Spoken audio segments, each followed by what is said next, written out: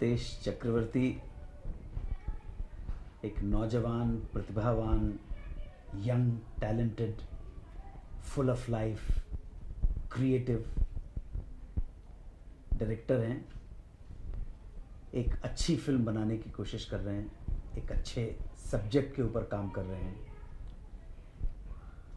तो ना कहने का कोई प्रश्न नहीं होता।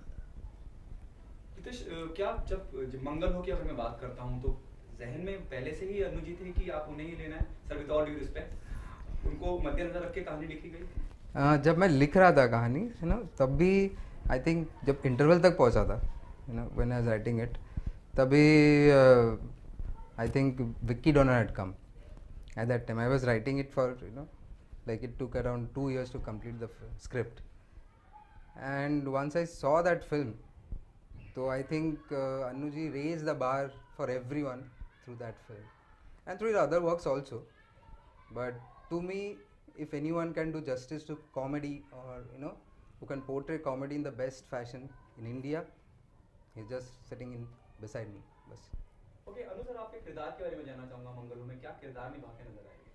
साइंटिस्ट है और आज पहली बार मंगल हो फिल्म के बारे में मुझे बोलने का मौका दिया गया है, तो शायद मैं जो अपने दिल के विचार व्यक्त कर रहा हूँ वो ही शायद मेरे फिल्म की टैगलाइन भी हो सकती है। हमारी फिल्म का नाम है मंगल हो। मैं प्ले कर रहा हूँ साइंटिस्ट, वो साइंटिस्ट जो ढूंढने की कोशिश कर रहा है कि मंगल पे जीवन है या नहीं है। वो साइंटिस्ट जो ढूंढने की कोशिश कर रहा है कि मंगल पे जीवन है या नहीं है, और एक हम दोनों हैं जो ढूंढने की कोशिश करेंगे कि जीवन में मंगल है या नहीं है। ठीक है? आप समझ रहे ना, ये डबल मीनिंग का डायलॉग है। साइंटिस्ट ये ढूंढने की कोशिश कर रहे हैं कि मंगल पे जीवन है या नहीं है, और हम दोनों मिलके ये कोशिश करेंगे कि हमारे दर्शकों के जीवन में मंगल है या नहीं है। नाइस जब रिपोर्ट. मैं साइंटिस्ट की बात करता हूँ, जब हम किसी वैज्ञानिक की बात करते हैं तो बड़ा एक वैज्ञानिक मतलब यानी बहुत कोई सीरियस शख्सियत, संजीदा शख्सियत, और आप की अगर मैं बात करूँ, आप फिल्म का हिस्सा हैं और पूरा कॉमेडी का जब मैं बात करूँ, हंसाने की जिम्मेदारी आपके कंधों पे है, तो किस तरह से मुख्तलिफ होगा ये साइंटिस्ट का किरदार कि लोगों को मुस्कुराहट चेहरे पे दे जाए, हंसी दे जाए? उस थोड़ा सा वो डिटेल में जानना चाहूँगा।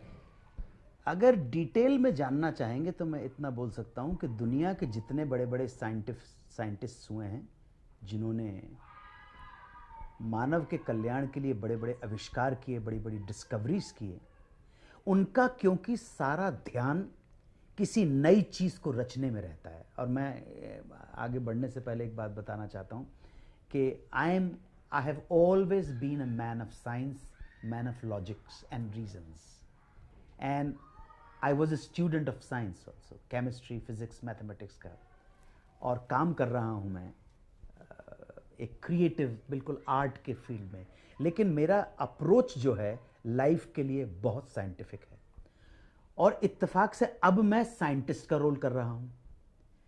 साइंटिस्ट को जितना मैंने नज़दीक से पाया है, उनके बारे में पढ़ा है, चाहे थॉमस अल्वा एडिसन हो, मदाम क्यूरी हो, हरकोविद कुराना हो, लुई पैस्चर हो, आइजक न्यूटन हो। आइजक न्यूटन ने तो अपनी बिल्ली के लिए दो छेद बनवाए थे, एक मदर बिल्ली के लिए और एक उसके बच्चे के लिए। उसका लॉजिक ये था कि यार एक से तो माँ जाती है, लेकिन उससे उसका बच्चा कैसे जाएगा। तो साइंटिस्ट जो है, आम जो प्रैक्टिकल जीने का तरीका है वो शायद उसमें पारंगत नहीं होता जो आम आदमी होता, क्योंकि उसका फोकस होता है किसी नई चीज़ को रचना करने के लिए। थॉमस अल्वा एडिसन, जिसके एडिसन नाम का शहर बसा हुआ है न्यू जर्सी के अंदर, आप ताज्जुब करेंगे कि मैं आज तक कभी ब्रॉडवे गया नहीं हूँ, लेकिन हमेशा एडिसन की दरगाह पे, मैं तो दरगाह बोलूँगा, कब्र पे, क्योंकि एडिसन ने जिन चीज़ों का इन्वेंशन किया है वो इन्वेंशन आदम जात के लिए हमेशा भलाई के लिए काम। ये बल्ब जिसमें आप काम कर रहे हैं वो भी एडिसन ने इन्वेंट किया है। मैं हमेशा एडिसन की ग्रेव पे जाता हूँ, क्योंकि मेरे लिए जितनी मानव जाति की सेवा एडिसन ने या किसी आइजक न्यूटन ने या लुई पैस्चर ने या बेंजामिन फ्रैंकलिन ने की है, शायद उतने आपके पीर फकीरों ने नहीं की होगी। So I am a man of science. मुझे एक साइंस का साइंटिस्ट जो है उसका रोल करने का मौका मिला। और एक बात और बताना चाहता हूँ कि इस पिछले साल का जो भारत रत्न मिला है वो प्रोफेसर CKP राव को जो मिला है, आपको पता नहीं है कि उनका हमारे समाज में कितना बड़ा योगदान है। हाँ, उनकी किसी चीज़ को उसका वो फोकस है। अब साइंटिस्ट के दिमाग में H2SO4 प्लस MnSO4 कुछ चलता रहता है, कहीं उसके दिमाग उस आम आदमी को लगे कि ये पागल आदमी हो सकता है। आम आदमी के लिए वो चीज़ शायद हो सकता है फनी हो सकता है। ठीक है ना आप मेरी बात? ओके प्रतीक जी, जैसे अनु जी ने बताया, और अगर मैं विकी डॉनर की बात करूं या हाल में रिलीज शॉकिंग्स की बात करूं, अब दौर तो हमेशा से रहा है, लेकिन शायद अनु जी ने एक नया आयाम खड़ा किया है। मतलब इतने सालों लगातार इंडस्ट्री में काम करते आए हैं, कर रहे हैं। विकी डॉनर फिल्म में एक अलग ही, और लोग रिलेट करते हैं उससे। अगर मैं इस साइंटिस्ट की बात करूं जो मंगलवा का हिस्सा है, उससे लोग कैसे रिलेट करेंगे? हालांकि साइंटिस्ट है लेकिन फिर भी रिलेट उन्हें करना कैसे करेगी ऑडियंस? क्या खास लिखा गया है? क्या क्वैकी डायलॉग रहेंगे? और the way Anu ji going to perform it, और एक खास मिलियो रहता है, खास अंदाज रहता है।